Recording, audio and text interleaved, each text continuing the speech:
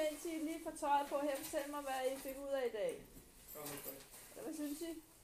Bare snak højt. Kom så.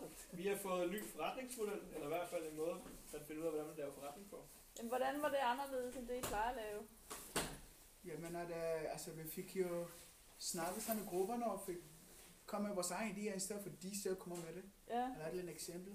Så det var det der med at arbejde med egne idéer, der gjorde det? Ja, og Så kan de bare give kommentarer til det. Ja, ris og ros for andre, input for andre. Det hjalp ret meget, som fandt nogle fejl eller mangler og nogle fordele med ens ting, som man kunne arbejde videre på. Men det er også nogle ting, som I nogle projekter, eller hvad skal man sige, idéer, som I har egentlig haft gået lidt med længe, ikke? Det kan man sige jo, fordi vi har siddet og arbejdet med det Trash and Treasures i tredje tema, tror jeg det var. Ja. Og så fik det jo rigtig liv faktisk i dag. Ja. Så det var ret fedt faktisk at høre på den. Og jeg er sikker på, at man kunne få noget finansiering fra Københavns Kommune. Man kunne få finansiering mange steder fra, tror jeg, til det. Lige præcis. Og det kunne faktisk være super fedt at arbejde videre med det på en eller anden led. Jamen, det gør vi faktisk. Er der nogen af jer, der vil arbejde videre med det? Ja, vi skal snakke om med gruppen. Ja. Også fem, og så finde ud af, hvem der gerne vil gøre det. Ellers så gør jeg det. Så Frank har taget det.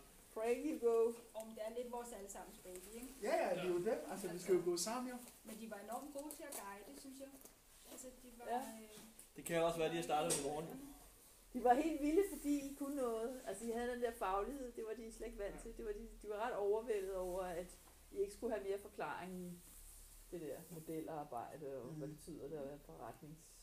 Så når hvis man gerne vil åbne sin egen virksomhed, så har man i hvert fald fået en indblik over, hvad man skal gøre først. Og det er ikke lige en god idé at bare gå i gang. Og, det hjalp lidt, at vi ikke kendte alle de der ting, som de der...